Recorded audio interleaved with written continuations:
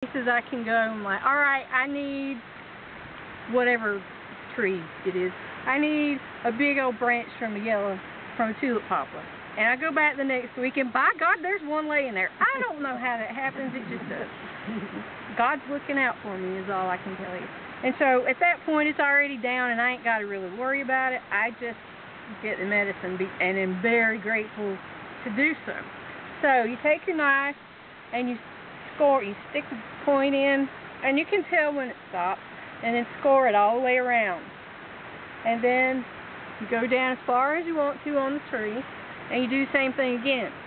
And then you stick your knife in, and you score it all the way up and connect the two round scores. Everybody with me so far? Mm-hmm. All right. And then I usually use a flathead screwdriver because I'm tired of buying knives. Then you take a flathead screwdriver and stick it down in this long piece and kind of pry the bark up. And you can put a screwdriver down and stick your fingers under there.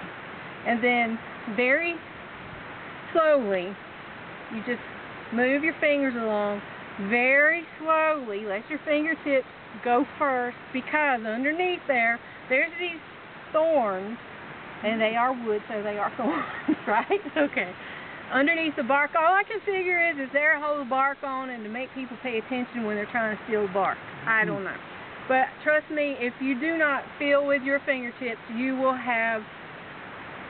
there will be wailing and gnashing of teeth. You'll be cussing and screaming and crying and swear something bit you, and there'll be meat hanging off. Don't ask me how I know. So anyway, you tickle it off of the tree is what you do, and you go all the way around. It makes this really cool kind of sound. It's really awesome. And what I have learned is, I know by sight how long I need the strips to be, like tongue depressors. So that's how I score the tree.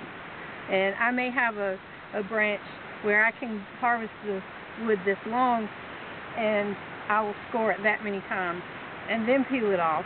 And then after I get it peeled off, slice it into strips about like a wide tongue depressor. That way, after it's nice and dry, it fits down in my jar. I don't have to wait until it's time to put it in the jar and say, God, what was I thinking? Again, don't ask me how I came to that.